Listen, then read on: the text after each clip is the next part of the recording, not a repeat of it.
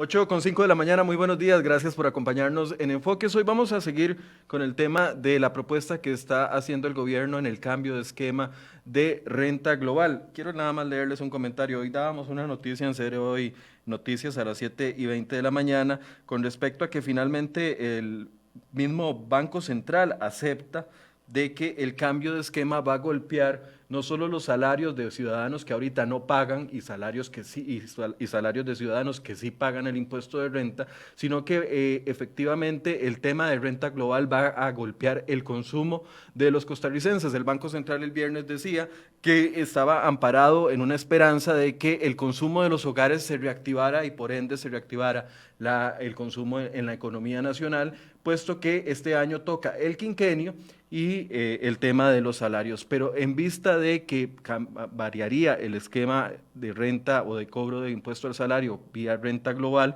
que ya prevén de que haya un golpe al consumo del país y el consumo de los hogares, no solo durante el 2021, sino durante el año 2022, que sería, si pasa esta ley de renta global en las condiciones que el gobierno las pretende, sí habría un golpe fuerte en el consumo de los hogares durante el año 2022. Este esquema me llama mucho la atención de que muchos medios de comunicación no le han dado la importancia debida al cambio. Y me ponía ahí don Manuel Antonio Carballo Hidalgo en la mañana, cuando dábamos el anuncio de que efectivamente el Banco Central acepta que esto va a afectar el consumo, dice: ¿cuándo y en qué momento ustedes como prensa han hecho un comentario positivo con respecto a la labor del gobierno? Son una prensa de carácter política guiada con sus fundamentos. Pero, a ver, es que esto no es un tema de que hacer comentarios positivos o negativos del gobierno, es que no se trata de eso, se trata de, con las voces de los expertos, poder dilucidar lo que tienen los proyectos de ley por detrás. El gobierno nos decía la semana pasada y el ministro de Hacienda y también el presidente de la República: felicitaciones, logramos de que en el acuerdo con el Fondo Monetario Internacional no se va a tocar el IVA, no se va a tocar, no va a haber impuestos a las transacciones bancarias, para que todos aplaudiéramos, pero por dentro viene el cambio de esquema de renta global y los salarios van a ser tocados. Y si usted gana 683,000 colones o más, preocúpese porque viene un cambio en ese sentido. Esto no es un comentario ni negativo ni positivo, es una realidad que ya algunos expertos han dado y que el mismo Banco Central lo ha confirmado el viernes anterior durante la revisión de su programa macroeconómico. Voy a les pedí más bien a dos diputados y al economista Eli Feinstein, al diputado Pablo Heriberto Abarca del Partido Unidad Social Cristiana, al diputado Roberto Thompson del Partido Liberación Nacional y al economista Eli Feinstein, que nos acompañarán esta mañana para hablar un poco de este esquema de renta global y si ven conveniente o no que este cambio a renta global se plantee y se apruebe por parte de los diputados en las condiciones que establece el gobierno. Voy a darles la palabra antes de poderles recordar las cifras de impacto que ya las calculamos la semana anterior con otros economistas. Buenos días, don Roberto, gracias por acompañarnos. Muy buenos días, don Michael. Muchas gracias a usted por su invitación. Perdón, a don Eli, a don Pablo. Siempre es un gusto estar por acá y compartir con todos los que nos ven y nos escuchan. Don Pablo, buenos días. Buenos días, Michael. Buenos días a Roberto, a Eli y a los costarricenses. Un gusto saludarlos. Don Eli. Buenos días, Michael. Muchas gracias por la invitación. Un placer estar por acá como siempre y un placer compartir con los diputados, con don Roberto y don Pablo Heriberto. Saludos.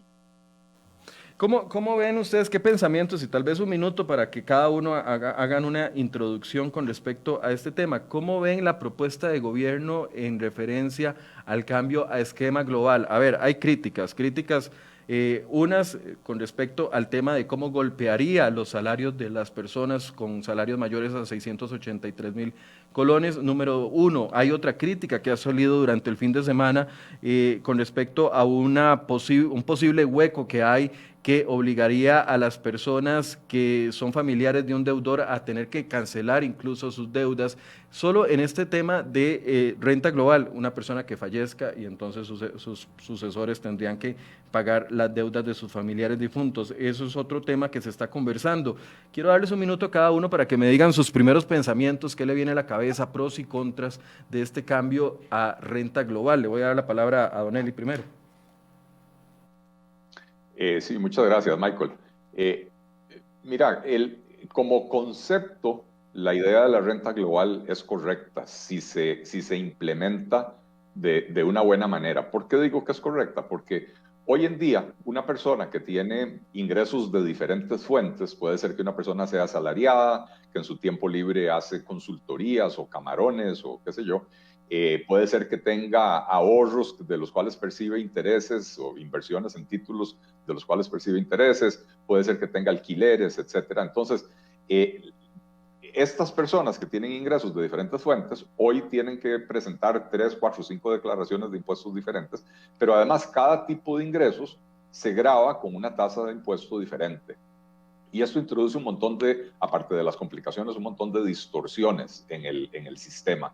Porque si yo sé que ciertas inversiones pagan, los intereses de ciertas inversiones pagan más impuestos que los intereses de otras inversiones, entonces se desvía es el dinero hacia las inversiones de más bajos impuestos, sin que eso sea porque el inversionista haya hecho una consideración de que esos títulos son mejores que los otros, por ejemplo, los del Banco Popular, que tienen tasa preferencial, ¿verdad?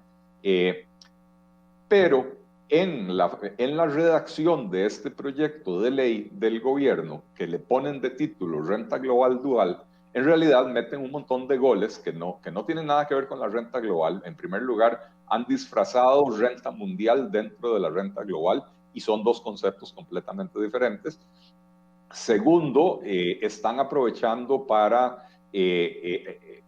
golpear a un montón de personas. En efecto, como decías vos en la introducción, hoy en día los asalariados con ingresos menores a 840,000 colones no pagan impuesto.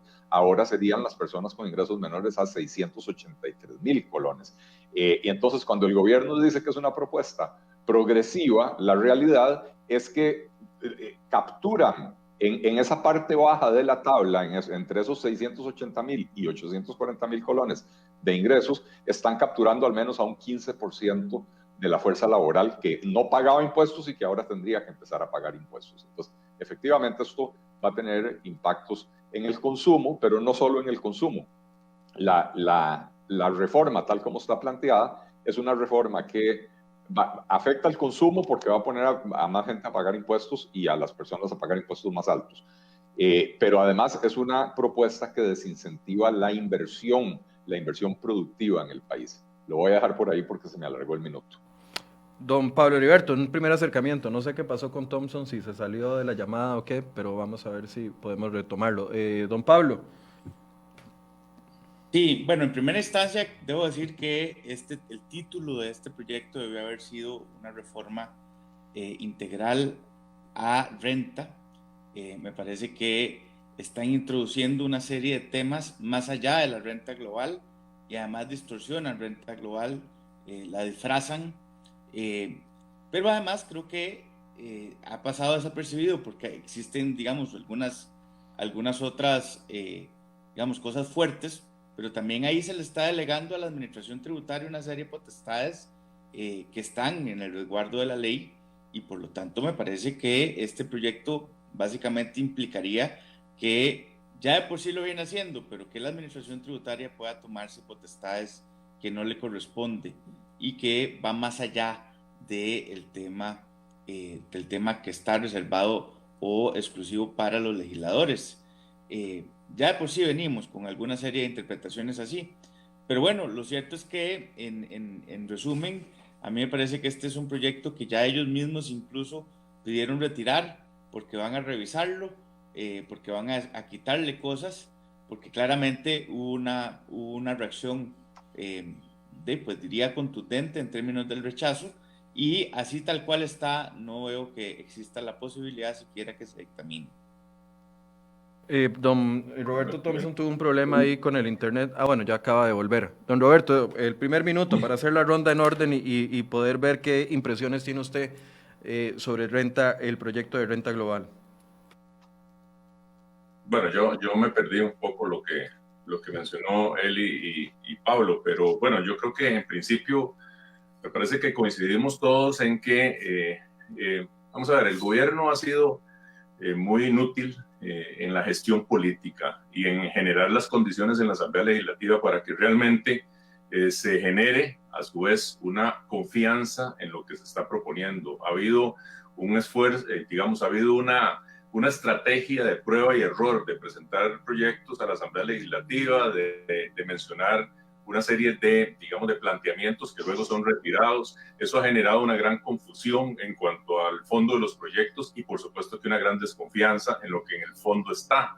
De manera que yo, en principio, veo con mucha cautela este proyecto. Me parece que esconde, sin ser economista, pero por la primera vista, creo que esconde una serie de trampas, digamos, que exceden lo que podríamos considerar un esquema de renta global como tal. Lo excede porque indudablemente hay un aumento en la carga impositiva, contiene algunos temas, digamos, que son complejos, como ese tema de la herencia de las deudas tributarias.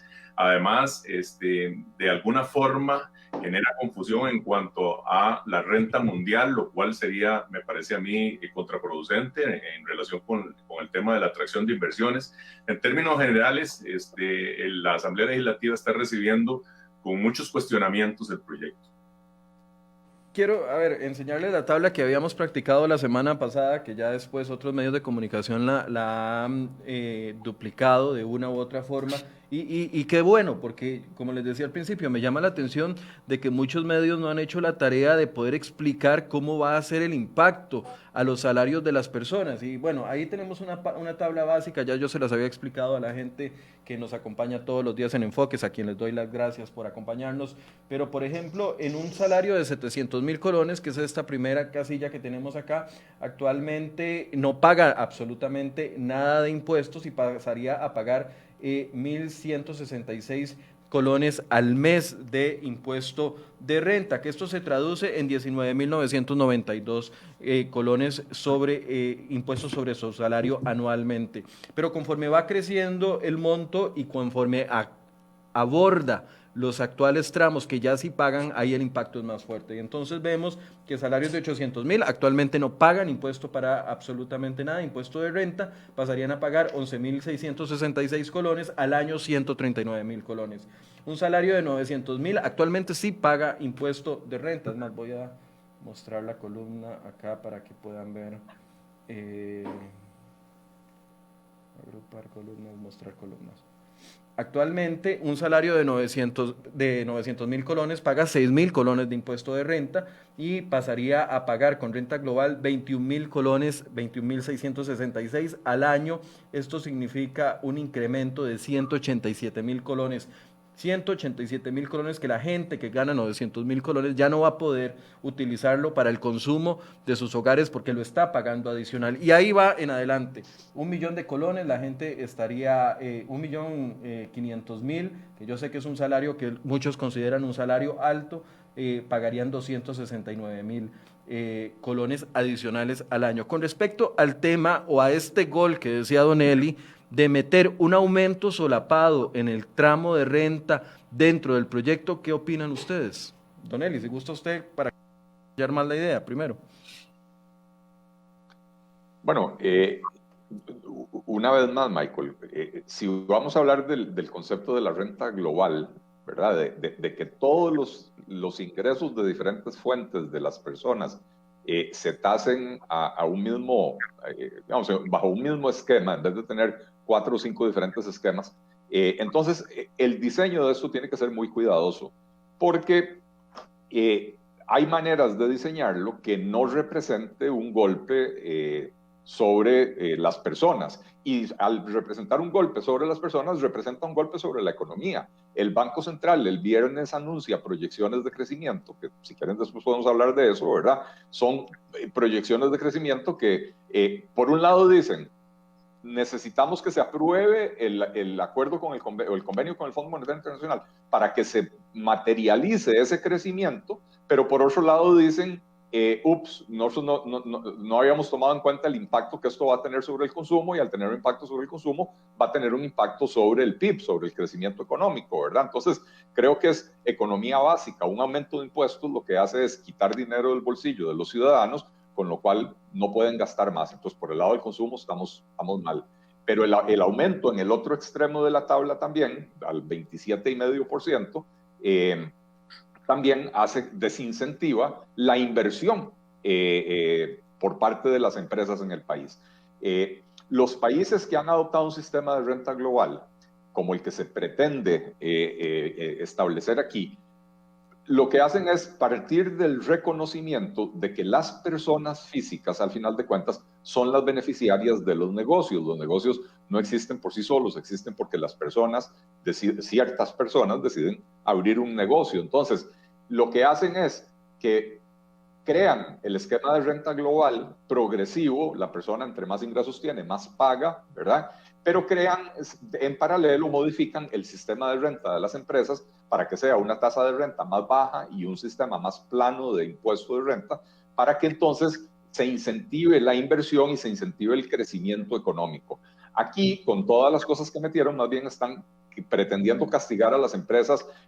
Si al cabo de 5 años usted no ha repartido dividendos, el Ministerio de Hacienda va a asumir que usted repartió los dividendos y le va a cobrar el impuesto como que si los hubiera repartido, ¿verdad? Entonces, nuevamente, violando la libertad de empresa, pero desincentivando la inversión. Entonces, si uno quiere diseñar un sistema de renta global que tenga un impacto positivo sobre la economía del país, no puede partir de una voracidad fiscal como la que tiene este gobierno, donde básicamente, como decía anteriormente, lo que está haciendo es capturando a 15% de la fuerza laboral en la parte más baja de la tabla, es decir, gente que hoy no tributa, que va a tener que empezar a tributar, pero además, como veíamos en la tabla que presentaste, Michael, precisamente los mayores incrementos en lo que pagaría la gente en renta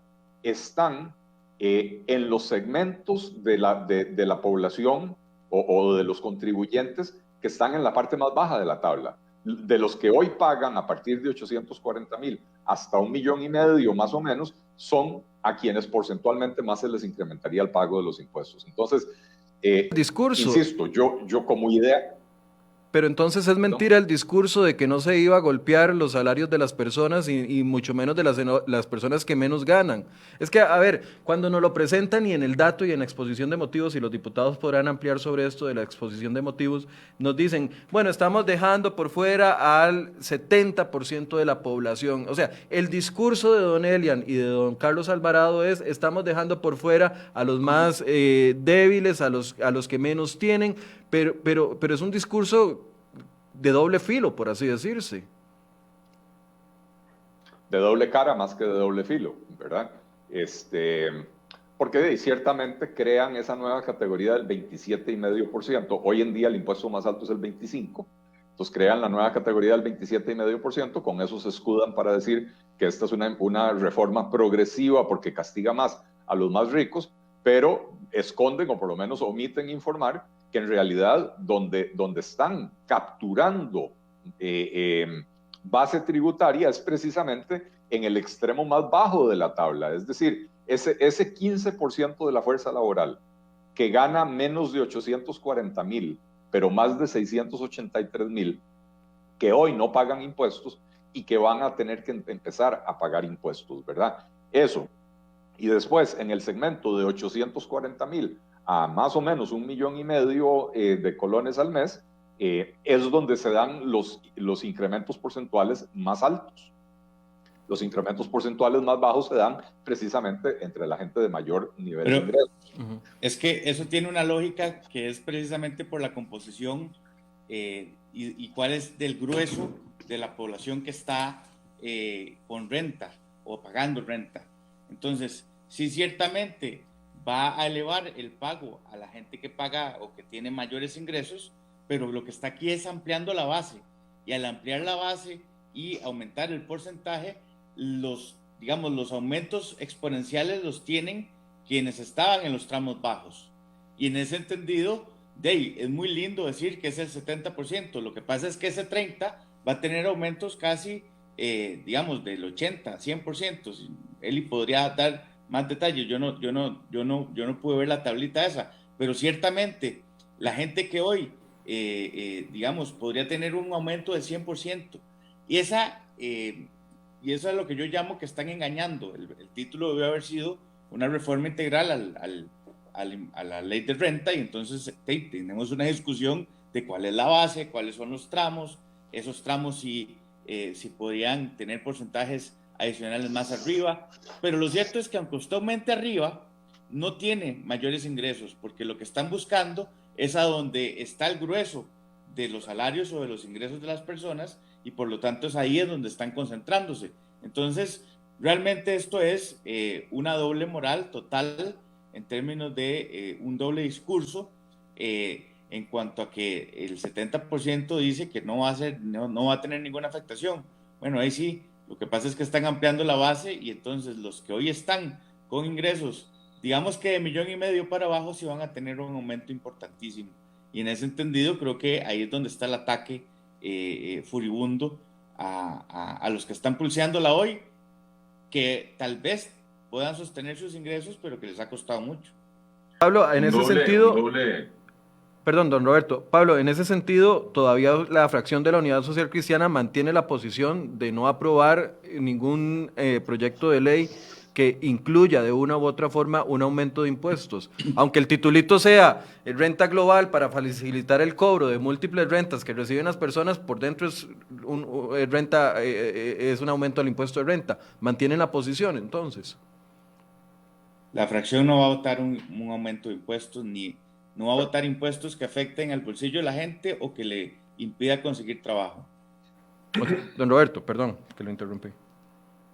Bueno, yo decía que es un doble discurso, y en esto coincido con Pablo y con Eli, que digamos, se justifica a partir de un esquema que eventualmente podría ser interesante de valorar, como el del renta global, pero en el cual en el fondo lo que pretende es cargar de más impuestos al ciudadano, sobre todo a la clase media tan golpeada durante esta pandemia. Hay que recordar las cifras de desocupación, las cifras de pérdida de cierre de empleo, de pérdida de cierre de empresas, de pérdida de empleo. Hoy estamos viviendo una situación realmente compleja desde el punto de vista de desempleo, y a esto le estamos cargando, o el gobierno pretende cargarle la mano más a esa clase media tan golpeada, aumentando, como bien dice Pablo, la base del impuesto de renta. Y así me parece que esconde otras trampitas por ahí, como el famoso impuesto a las casas de lujo, en donde además se considera, por ejemplo, el valor del terreno y amplía esa base, y al final de cuentas estamos con títulos de los proyectos que pueden resultar muy atractivos, pero que en el fondo incluyen esa voracidad fiscal que está planteando el gobierno para obtener ingresos, sobre todo de la gran masa, en este caso de la gran masa salarial del país. En la fracción de Liberación Nacional estamos recién empezando a revisar los impuestos. Yo lo dije, yo coincido con ellos, yo no voy a votar ningún tipo de impuesto que afecte a la clase media, al sector productivo. Me parece que la ruta va por otro lado. Todos somos conscientes de la situación grave, de la situación de las finanzas públicas, pero me parece que en esto tenemos que buscar el equilibrio, y sobre todo tenemos que pensar en la gente que la está pulseando afuera en la calle y que está preocupada por estas iniciativas a las cuales yo sinceramente, me corrige Pablo, pero no le veo ningún ambiente en la Asamblea Legislativa para ir adelante. Habrá que hacer un estudio mucho más minucioso, pero esas cifras que usted pone en evidencia son precisamente parte de las enormes preocupaciones que tenemos con propuestas del gobierno que realmente por detrás esconden las intenciones que hay. Michael, perdón, don Pablo, nada más para hacerle una pregunta de seguimiento a don Roberto. O sea, yo sé que están conociendo apenas los proyectos. De hecho, la semana pasada no hablamos con diputados sobre este tema, porque muchos me decían, queremos ir conociendo los proyectos durante el fin de semana. Pero en Liberación, por lo menos, ya hay en el sondeo que usted ha hecho con sus compañeros diputados, ¿hay alguna posición que se vaya enrumbando? Porque, a ver, aquí la gente me dice, pero Liberación no es tan contundente, y existe esa desconfianza de que Liberación en muchas de las iniciativas, aunque no sean populares, le ha dado el apoyo al Partido Acción Ciudadana. ¿Será que en esta ocasión va a ser diferente? bueno, por lo menos en el caso mío y en el caso de muchas de las compañeras y compañeros con que he conversado, que yo creo que constituye una mayoría en la fracción, es así de contundente. La fracción oficialmente, bueno, la posición de la fracción oficialmente se tomará en los próximos días, porque hemos estado en ese análisis de los proyectos, apenas recién ingresaron, nosotros tenemos reunión de fracción esta semana, pero sí le puedo garantizar que por lo menos en el caso mío la posición es absolutamente contundente y estoy seguro que los compañeros y compañeras en su gran mayoría lo piensan así. Don Pablo, lo interrumpí, perdón, ¿qué iba a decir?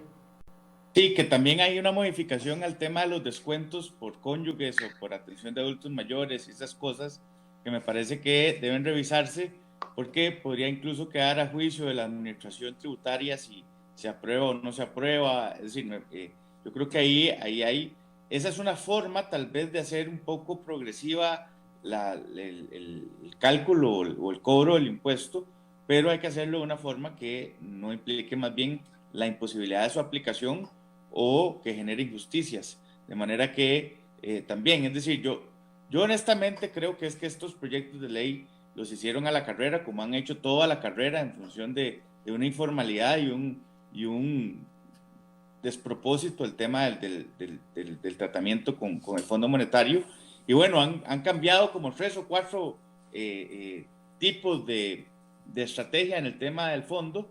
Recuerden que la primera fue archivada inmediatamente, la primera propuesta, que incluso sacaron un libro y empastado y todo, y bueno, no sirvió para nada porque no se está construyendo con los diferentes actores políticos esto.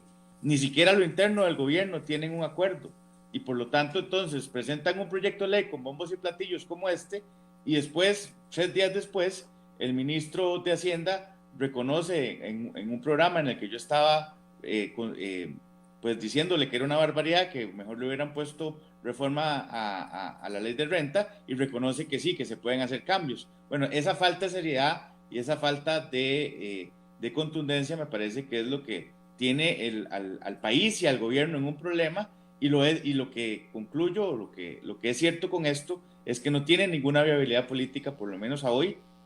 No veo que haya 38 votos para esto y por lo tanto pues tendrán que hacer ajustes. Ahora, ¿qué habría que Pablo, sacarle? Sí, señor. Nada más le hago la pregunta y puede intervenir y me la responde también. ¿Qué habría que sacarle a este proyecto para que sea verdaderamente renta global y no haya 5 con hueco adentro? Como nos vacilan si casi es renta siempre. Global, entonces nos dedicamos a renta global. Nada más. Eso implicaría cambiar 3 artículos, no todo, no derogatorias, sino una serie de cambios que se están haciendo. En renta global ya la Asamblea Legislativa había venido trabajando y hay, digamos, alguna lógica y tiene algún sentido común hacer su cambio, pero no los temas adicionales y los goles que están metiendo. Ahí hay una contradicción, es decir, cuando usted le dicen que van a grabar solo los ingresos de los costarricenses, bueno, pero entonces si alguien se ganó una plata en el extranjero y cuando venga a meterla para Costa Rica, ahí le cobro. Bueno, eso es una contradicción y además, ¿qué tiene de malo eso? Pero ese no es el enfoque que yo quisiera entrar a escudriñar aquí. El enfoque es que están metiendo goles, que están metiendo, disimulando, están poniéndole piel de oveja a este lobo y realmente me parece que hay que detenerlo. Y la misma pregunta y lo que iba a decirnos. O sea, que tienen que cambiarle, mantener los rangos de renta en las bases que ya existen actualmente y no ampliarlo, eliminar A, B, C o D. Se puede rescatar este proyecto, hay que hacer uno completamente distinto para que sea renta global pura. Yo diría que hay que hacer un proyecto distinto. Por lo que le iba a decir a Pablo, que es que ojalá esto fuera una reforma integral a la renta. Esto en realidad es una colección de parches que le están queriendo meter al sistema vigente para convertirlo en un gallo gallina donde la autoridad tributaria tenga la posibilidad de joderle la vida a absolutamente todo el mundo en cada movimiento que haga que involucre dinero. No se está instaurando un verdadero sistema de renta global con esta ley. Tampoco se está, o sea, sigue existiendo, o sea, la reforma esta deja todavía vigente el sistema cedular, que es exactamente lo contrario del sistema de renta global. y además introduce el concepto, la noción esta de renta mundial que no tiene nada que ver con renta global. Entonces, lo que le iba a decir yo a Pablo es, ojalá esto fuera una reforma integral a la renta. En una reforma integral a la renta, en la que se quiere introducir renta global, es muy probable que sí haya que ampliar la base. No puede ser que solo el 15% de los asalariados pagan impuesto de la renta en un país más o menos normal. Lo que pasa es que esa reforma debería estar diseñada para que al ampliar la base se puedan bajar las tasas de los impuestos y que entonces más gente pague impuestos más bajos y entonces sea más atractivo, digamos, menos atractivo más bien evadir, ¿verdad? Más sencillo de pagar la renta global. Si hay algo que tiene es que simplifica el proceso del cálculo y el pago de los impuestos, pero este proyecto eso no lo logra porque mantiene renta global dual, ¿verdad? O sea que ya no es renta global, sigue siendo cedular. De manera que para mí este proyecto, así como está, no tiene rescate, ¿verdad? Pero una vez más, la mentalidad, hay algo que a este gobierno le ha hecho falta desde el principio y es entender la necesidad de tomar medidas tendientes a la reactivación de la economía. Ninguna subida de impuestos va a reactivar la economía. Pero si usted genera un sistema fiscal bastante más simplificado, elimina otro montón de impuestos, hace renta global para que en vez de que usted tenga que pagar o hacer 4 o 5 declaraciones, haga una sola declaración de impuestos. Y entonces amplía la base, entonces va a tener a más gente pagando impuestos más fáciles de cumplir. Eso le permite a usted bajar las tasas de los impuestos sin afectar la recaudación o incluso aumentando la recaudación, ¿verdad? Ese estudio, ese análisis hay que hacerlo y es un análisis que requiere de mucho cuidado, ¿verdad? Pero al ampliar la base, simplificar los impuestos, bajar las tasas, usted puede mejorar la recaudación. Pero al lograr eso también genera una serie de incentivos y señales en el mercado que le dicen a las personas, bueno, ahora sí, las tasas de interés son bajas, los impuestos son planos, el cumplimiento tributario es sencillo, ahora sí vale la pena invertir en este país, crecer, etc. Esta es una reforma fiscal. Y aquí adelanto un artículo que estoy escribiendo y que aparecerá publicado en los próximos días, si el periódico me lo quiere publicar. Esta reforma fiscal está diseñada pensando única y exclusivamente en los mercados financieros internacionales. Es decir, en generar confianza en el inversionista que compra bonos del gobierno en los mercados. No está pensada en generar confianza en el inversionista nacional. ¿Quién es el inversionista nacional? El que tiene una pulpería, el que tiene un salón de belleza, el que tiene un taller mecánico, el que tiene una empresa, una fábrica, un comercio, un hotel, un hotelito, un restaurante, una pulpería, una soda, ¿verdad?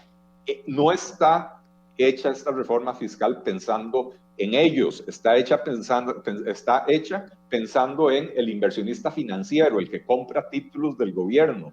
Entonces, ciertamente, si nos meten este batacazo fiscal, la recaudación va a mejorar, la parte del gasto yo no le tengo mucha confianza porque una vez más no hay recorte del gasto en la propuesta integral al Fondo Monetario, no hay recorte del gasto, hay únicamente contención del gasto y ya hemos visto en los últimos 2 años, desde que se aprobó la reforma fiscal del 2018, que no hay, las distintas instituciones se rebelan contra el concepto de la contención del gasto, ¿verdad?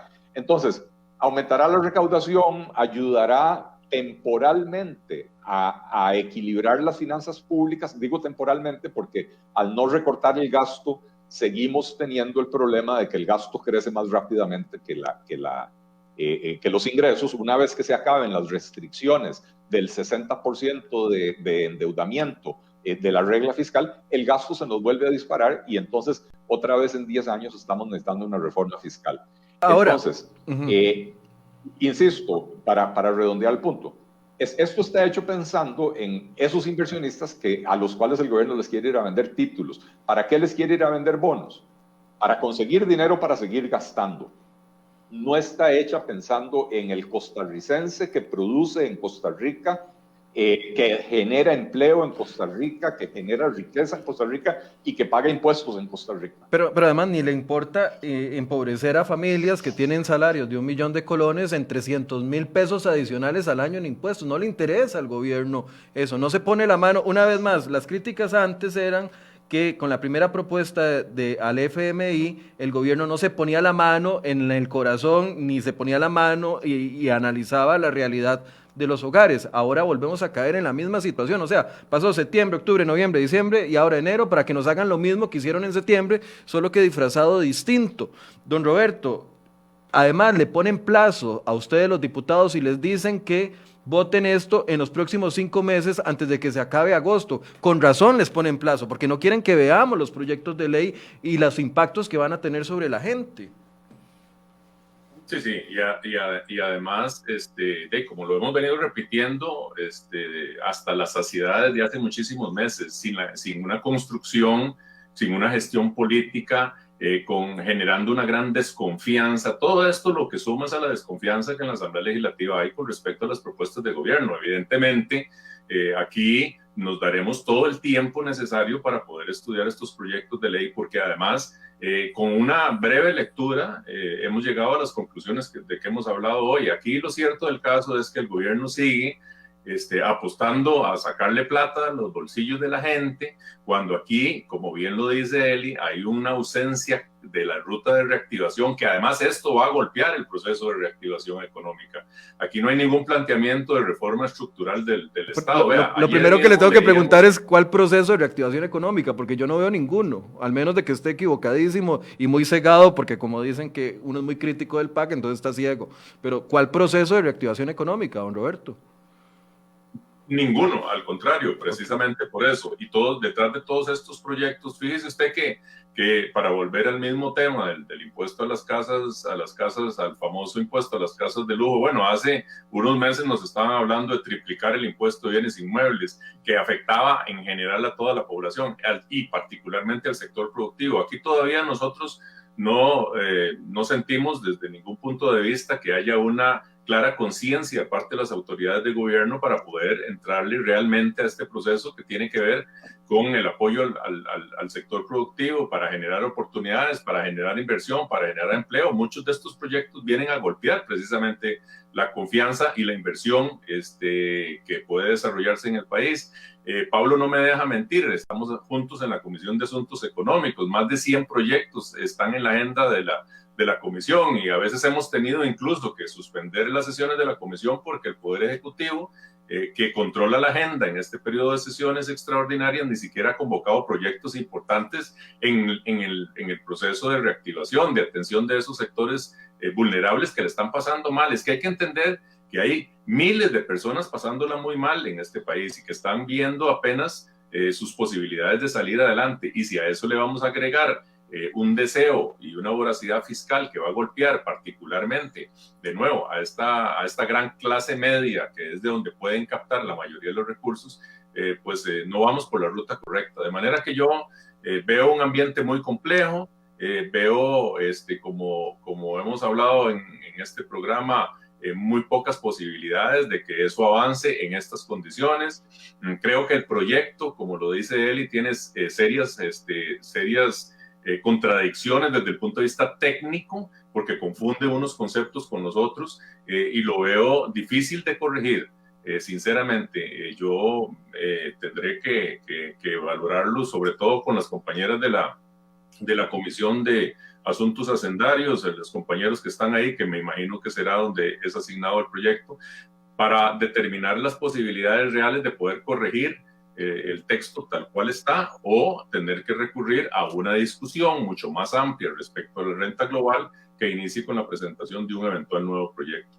Pero sí, es muy compleja la situación porque el gobierno no genera confianza, sigue tratando de meterle goles al país y no se compromete con esa ruta de reactivación. ¿Cuánto pesa ese plazo que les dio el gobierno a ustedes como diputados de 5 meses para aprobar los proyectos de ley antes de que acaben las sesiones extraordinarias donde el gobierno maneja la agenda legislativa? ¿Cuánto pesa? Porque, a ver, el gobierno ha tratado de vender la idea o ha vendido la idea de que tienen solamente 5 meses para aprobar todos los proyectos y que además solo en ese momento el FMI podría dar el visto final para dar el primer depósito. ¿Cuánto pesa eso en ustedes? O sea, muchos podrían decir, y los diputados están corriendo, otros decimos, suspendieron las sesiones la semana pasada y vuelven hasta el miércoles, tampoco precisa tanto. Bueno, lo que a mí me llama la atención en ese tema es que solo presionan por estos proyectos que es gravar a la gente. Si presionaran así en reforma del Estado, si presionaran así en recorte del gasto, si presionaran así en reactivación económica con una agenda robusta, que todo el mundo la conozca, créanme que podríamos trabajar de forma paralela en esto y a la misma velocidad. Pero lo que aceleran es esto, como lo aceleraron en la reforma fiscal, y yo he reconocido el error de haber dado el voto de confianza y que después solo quedaran impuestos. Eso fue lo que pasó y es lo que está pasando ahora. Y bueno, por lo menos para mí, yo siempre he dicho que el tema del acuerdo con el fondo es una decisión que apoyamos varias fracciones, que creemos en el tema, en el entendido de que exista un trabajo paralelo en esos rubros que le mencioné. Para hablarlo en turralbeño, yo no veo, yo veo posibilidades que se apruebe el acuerdo del fondo, más no los proyectos. Los proyectos tendrán que tomar el tiempo que sean necesarios. Y habrá algunos que si no son viables, no son viables y tendrán que mandar otros. Pero lo cierto es que a junio o julio yo veo que habría posibilidades de aprobar el acuerdo, pero eso no significa que en automático estén aprobados los proyectos que se compromete, y por lo tanto yo tampoco veo que el Fondo Monetario vaya a desembolsar hasta que no se haya cumplido con las metas que se están estableciendo en el acuerdo. ¿Cómo se llega a esa meta? Podría variar, y la Asamblea Legislativa, perdónenme, pero yo no soy empleado del gobierno, digamos, del gobierno que está, del PAC. O sea, yo soy un diputado de oposición y mi responsabilidad es pues, vigilar que las cosas sean justas y que haya un trabajo en el entendido de que necesitamos, más allá de impuestos, un ordenamiento de la casa. Pero, a ver, el presidente fue claro con ustedes y dijo, bueno, si no quieren aprobar uno de los proyectos, entonces que presenten una iniciativa que dé los mismos rendimientos.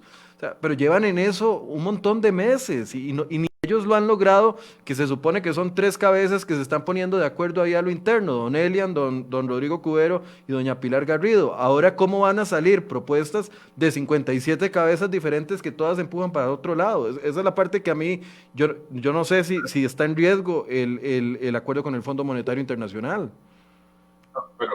Pero además, pues esto, todos entendemos la responsabilidad que tenemos frente a la situación de las finanzas públicas, pero también yo creo que esta Asamblea Legislativa ha sido generosa en propuestas y aportes para poder ir adelante, como bien lo dice Pablo, en ambas rutas de forma paralela.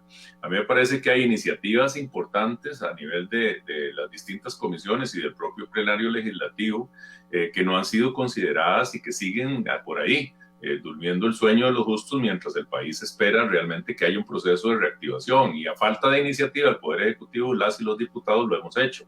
Pero además, déjeme decirle lo siguiente, cierto, hemos pasado no sé cuántos meses, 4 meses desde la primera propuesta del fondo que se planteó para el Fondo Monetario Internacional, y apenas hasta la semana pasada hubo un acercamiento, por lo menos con la fracción de Liberación Nacional, de la ministra de la Presidencia y del ministro de Hacienda, que además públicamente pusieron en evidencia sus contradicciones cuando en la reunión que hubo a inicios de enero, la ministra dijo una cosa y el ministro de Hacienda tuvo que desmentirla al día siguiente.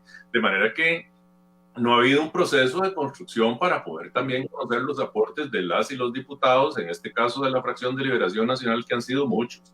Lo cierto del caso es que el compromiso se ha manifestado desde la Asamblea Legislativa. ¿O no es cierto que todos los recortes incluidos en los presupuestos extraordinarios y en el presupuesto ordinario de este año fueron producto de el trabajo de la oposición, básicamente en la Comisión de Asuntos Hacendarios, y de la oposición en el plenario legislativo? Lo cierto es que incluso desde Casa Presidencial se organizaron acciones para para atacar a los diputados que estaban y las diputadas que estaban defendiendo los recortes del gasto en los presupuestos. A distintos sectores se les llamó para que se opusieran a esos recortes, cuando en realidad con información completamente malintencionada. La verdad es que la oposición, particularmente la oposición en esta Asamblea Legislativa, ha sido una oposición que realmente ha manifestado mucha responsabilidad, y de nuevo hay aportes importantes que se vienen haciendo. Yo coincido con Pablo, coincido en que es necesario avanzar en el convenio con el Fondo Monetario Internacional. Es efectivamente cierto y necesaria la tesis de que eso generaría una gran confianza a nivel internacional, pero lo de los proyectos, pero eso debe ir amarrado a un proceso de construcción legislativa, y no veo viabilidad en los proyectos tal cual han sido presentados, que tendrán que ser estudiados, tendrán que ser valorados y probablemente tendrán que ser modificados muchísimos de ellos, porque no tienen posibilidades de ser aprobados así como los planteó el gobierno de la República. Don Eli, dice Yeudi Asofeifa, ese préstamo no debería de darse en este gobierno, deberíamos de esperar a que llegue la nueva administración, una nueva negociación. ¿Hay posibilidad de atrasar esto, que no sea el plazo que dice el gobierno de 5 meses? ¿Hay alguna, o cuál es el margen de acción? Bueno, yo no sé si el plazo de 5 meses está escrito en piedra, pero yo no creo que el país esté yo lo entiendo como un plazo político. A esperar. Sí, bueno, y yo creo que lo de los 5 meses fue una decisión que se tomó en las conversaciones con el Fondo Monetario Internacional para presionar a los diputados para que las cosas se empiecen a aprobar rápidamente, ¿verdad? Pero lo que sí tengo que decir es que yo no creo que el país esté para ponerse a jugar chapitas en este momento y decir, no, esperémonos al próximo gobierno y que sea el próximo gobierno el que reciba el crédito. No. A ver, sí es cierto que estamos en una situación grave, sí es cierto que las finanzas públicas de este país están destrozadas, y sí es cierto que si no hacemos algo pronto y algo serio, algo bien hecho, podríamos enfrentar una catástrofe económica. Todo eso es cierto. Lo único que no es cierto es que la propuesta del gobierno es la única viable o es la única posible, ¿verdad?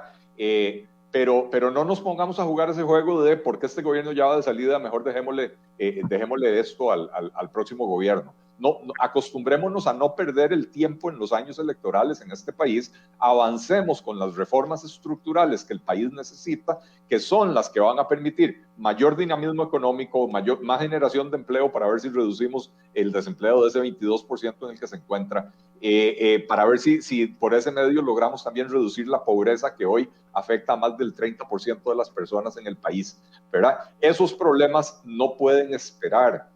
Y si logramos dinamizar la economía, reactivar la economía y generar un ambiente bastante más positivo para la inversión en proyectos productivos, y un ambiente mucho más positivo para el inversionista nacional, no solo para el inversionista extranjero, creo que los dos de la mano, ¿verdad?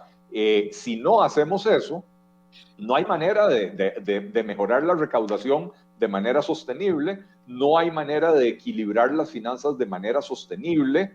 Este proyecto del gobierno lo que hace es equilibrar las finanzas por más o menos 10 años para lograr el cometido de bajar la deuda por debajo del 60% del PIB, y a partir de ese momento estaríamos otra vez montados en un ciclo de crecimiento del gasto, porque una vez que deje de ser vinculante la regla fiscal, ¿verdad? Que limita el crecimiento del gasto, se dispara otra vez el gasto. Entonces, insisto, no es momento de ponerse a jugar chapitas. Sí hay que buscar soluciones. Creo que los diputados han sido muy claros. Esta propuesta no tiene viabilidad política, hay que presentar otra.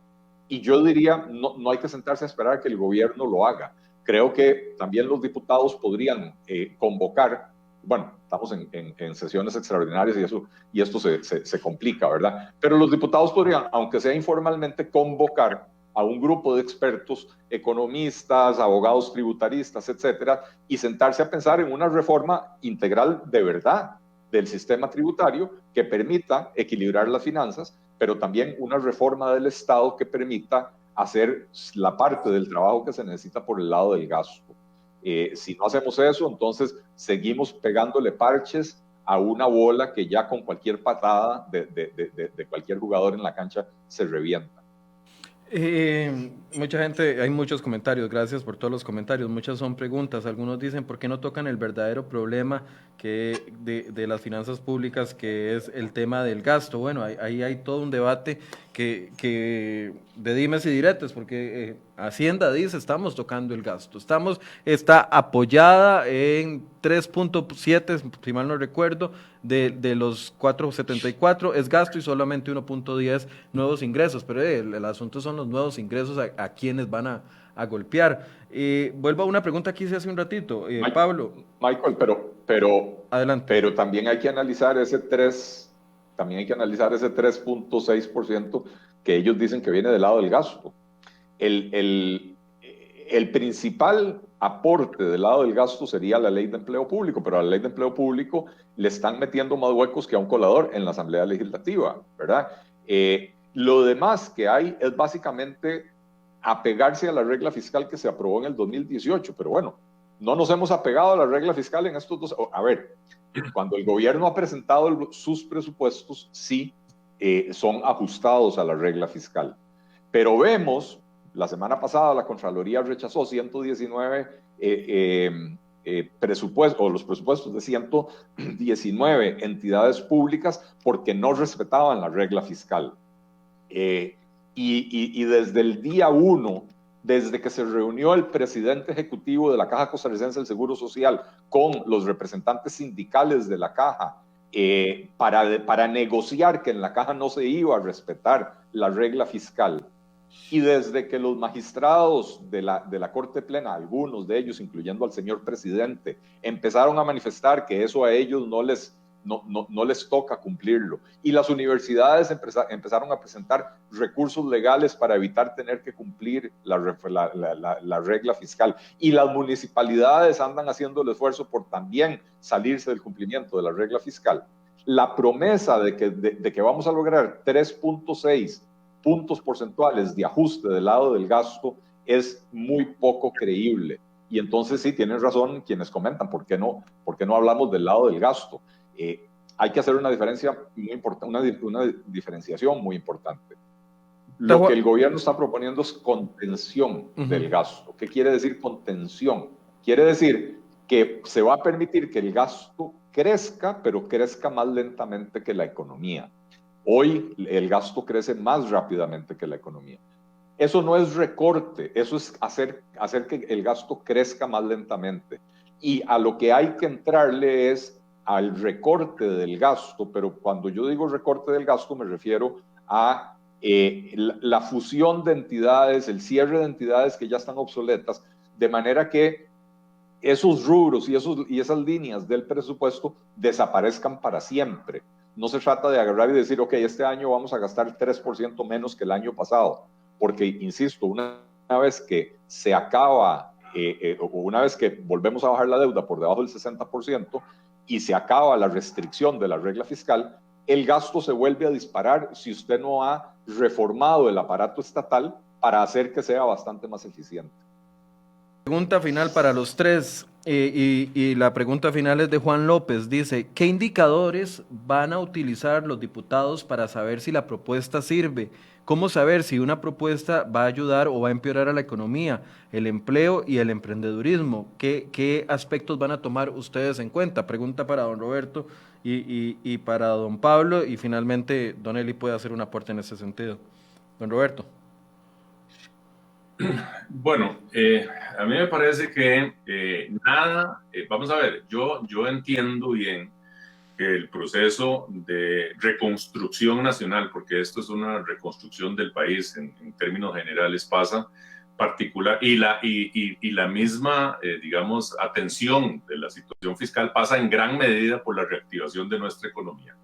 Y me parece que ahí hay una parte que no ha sido abordada con la seriedad que requiere por parte del gobierno de la República. Es cierto, la Asamblea Legislativa está avanzando en el plan, en algunas reformas importantes. Lo hizo en el año 2018 en términos de una serie de normativa para la contención del gasto, que es lo que está aplicando el gobierno en este momento. En la reforma fiscal había importantes aportes en términos de contención, pero nos queda por el otro lado ese gran reto que es a partir de la forma en que se agravó la situación financiera, mucho por una serie de problemas estructurales que venían desde hace mucho tiempo y también por la pandemia que las puso en evidencia. Me parece que ahí en la ecuación, en toda esta ecuación, hay un problema de carencia de ruta en materia de reactivación económica, y nosotros vamos a seguir insistiendo. En esa línea, ningún impuesto, ninguna carga adicional para el sector productivo, ninguna carga adicional para la clase media que la anda pulseando, para los trabajadores independientes, ninguna carga que vaya a causar desincentivos a la inversión, para que genere oportunidades, que genere empleo, ninguna carga que afecte regímenes especiales, tales como los de zona franca, que han sido exitosos en este país, ninguna carga en ese sentido que afecte al sector productivo va a tener apoyo en la Asamblea Legislativa. Y a mí me parece que aquí hay que retomar un poquito el tema de la reactivación. Yo sí creo que la Asamblea Legislativa tiene una oportunidad de juntarse. La oposición es una oposición que ha sido proactiva y me parece que tenemos un reto por delante.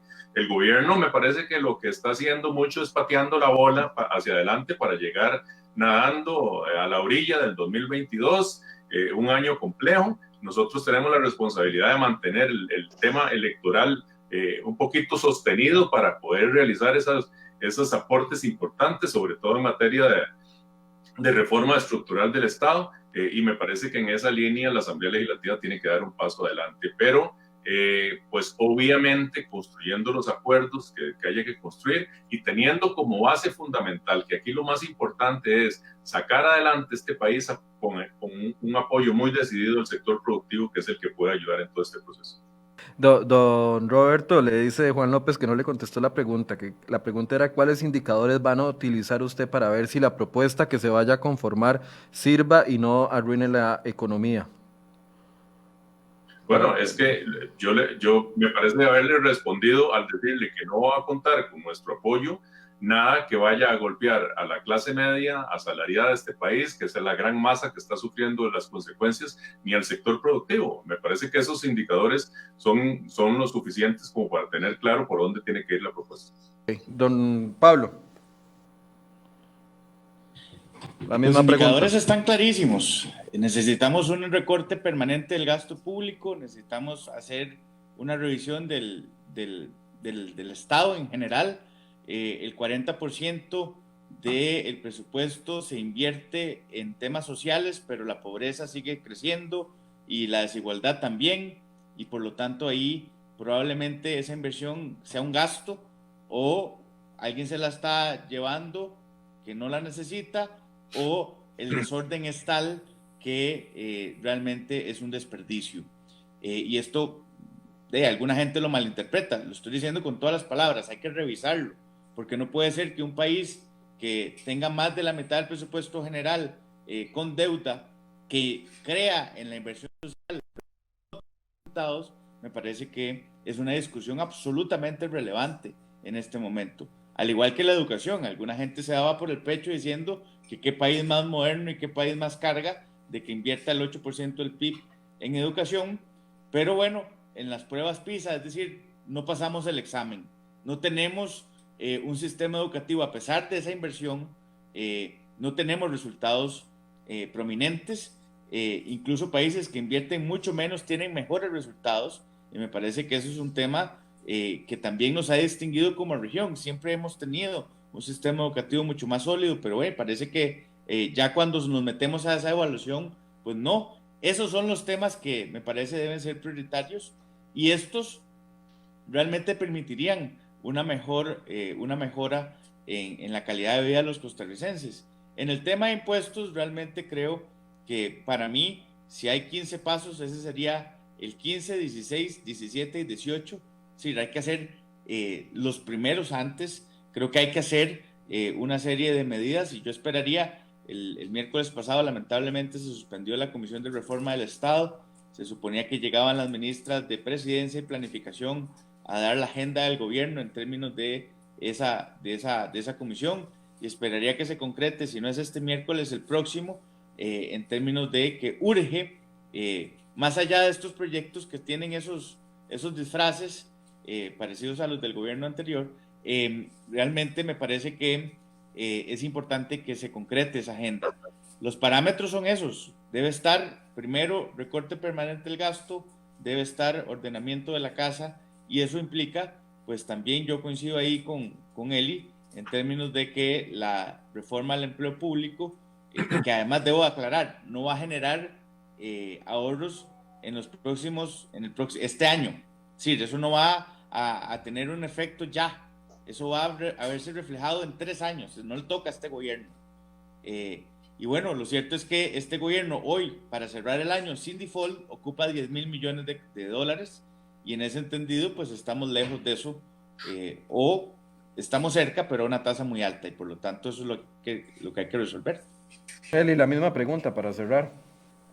¿Cuáles serían los indicadores objetivos que digan que una propuesta es verdaderamente viable y beneficiosa para los ciudadanos? No, como usted dice, solo para dar una imagen internacional, pero a costa de que nos quebremos aquí a lo interno.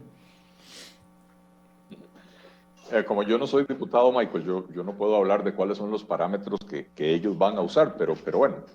Estos objetivos ideas que usted como economista puede ver.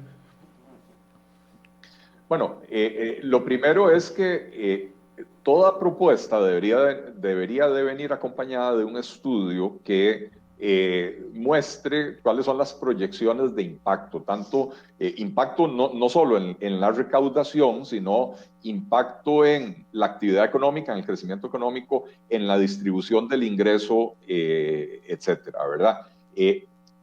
Yo no he visto cifras, o sea, a ver, cada día vienen y presentan otras cifras. Yo no he visto cifras, proyecciones del impacto que esto pueda tener en la economía, en el crecimiento económico o en el empleo.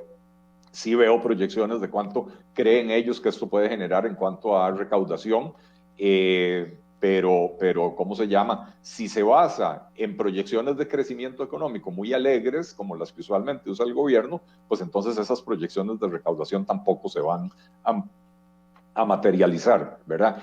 Este gobierno está tan cerrado a escuchar otras opiniones, ¿verdad? Que, ojo lo que le ha pasado, en septiembre anuncia un paquete de medidas para el Fondo Monetario Internacional que no consultó con absolutamente nadie. La gente se sublevó, se incendió la calle, hubo bloqueos, manifestaciones, violencia, incendiaron buses de la policía y otro montón de cosas, ¿verdad? El gobierno retira eso, convoca un diálogo nacional para conversar con sectores, termina el diálogo, el gobierno se retira a su claustro, diseñan una propuesta que no necesariamente refleja, tal vez tomaron 2 o 3 elementos de ese diálogo nacional, pero no refleja las recomendaciones del foro del diálogo nacional como tal, y finalmente viene con una nueva propuesta y se la presenta a los diputados. Ojo, en toda esa redacción que acabo de hacer, en toda esa narración, la palabra diputado fue la última. A los diputados los dejaron completamente por fuera, los dejaron por fuera en septiembre, los dejaron por fuera en diciembre, los dejaron por fuera ahora. Bueno, ahora ya están finalmente metidos en la olla. Lo que quiero decir es, el gobierno no se ha sentado a conversar con las personas con las que tenía que conversar, porque son de quienes dependen que esto se apruebe o se rechace, ¿verdad? Y entonces debieron haberse sentado a escuchar al gobierno en vez de que el presidente salga, a los diputados, en vez de que el gobierno salga a decir, esta es mi propuesta, y si no les gusta, preséntenme otra, ¿verdad? Eso no solo es un error de comunicación y un error de estrategia política, revela y refleja un talante, un temperamento no conducente a buscar soluciones compartidas. Está tan cerrado el gobierno a escuchar a otros que, ojo, el mes pasado, si no me equivoco fue en diciembre, tal vez fue en noviembre, la Universidad de Costa Rica, se me cayó la computadora, la Universidad de Costa Rica, el Instituto de Investigaciones en Ciencias Económicas, hizo una conferencia de prensa donde publicó algunas estimaciones que ellos han hecho, y ellos hicieron un estudio muy interesante del IVA, y analizaron la canasta básica tributaria y se dieron cuenta de que en esa canasta hay un montón de artículos que nadie en el quintil más bajo de la población costarricense, en el quintil de menos ingresos, nadie los consume. Por ejemplo, el ejemplo que me dio a mí uno de los investigadores, el kiwi. El kiwi, resulta que en los estudios que se hacen, no hay nadie del 20% de las personas con menores ingresos del país que consuma kiwi. Pero eso está en la canasta básica exonerado o con tasa del 1%. Por otra parte, servicios que sí consume la gente más pobre, como por ejemplo telefonía prepago, no está en la canasta básica. Entonces, ¿qué dice la Universidad de Costa Rica? Si usted modifica la canasta básica, excluye de la canasta básica artículos que solo consumen las personas de mayor poder adquisitivo, pero incluye algunos de los servicios que sí consumen las personas de menor poder adquisitivo y que hoy no están exoneradas, y usted baja la tasa al 11%, o sea, estamos bajando el IVA del 13 al 11%, modificando la canasta básica, la recaudación aumentaría en 58,000 millones de colones al año.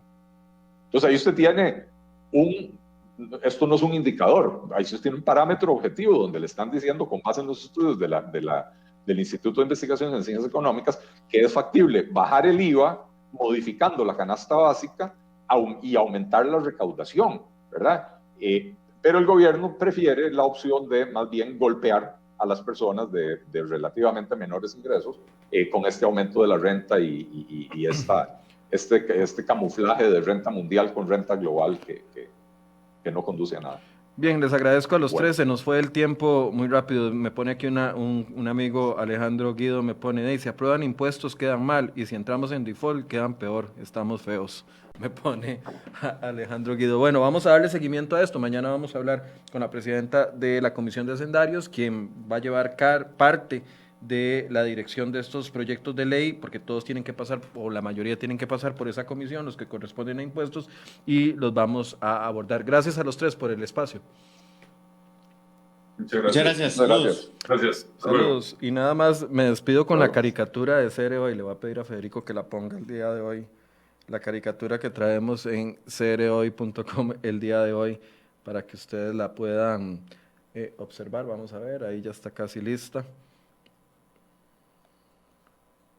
Un caballo de Troya, adentro una bomba que dice renta global, los ciudadanos en las calles y la presentación del gobierno como si fuera la pomada canaria para salvarnos de esta situación. A veces las caricaturas dicen más que lo que verdaderamente podemos expresar con respecto a algunas iniciativas de gobierno. Mañana, 8 a.m., los invitamos. Muchas gracias por su compañía. Muy buenos días.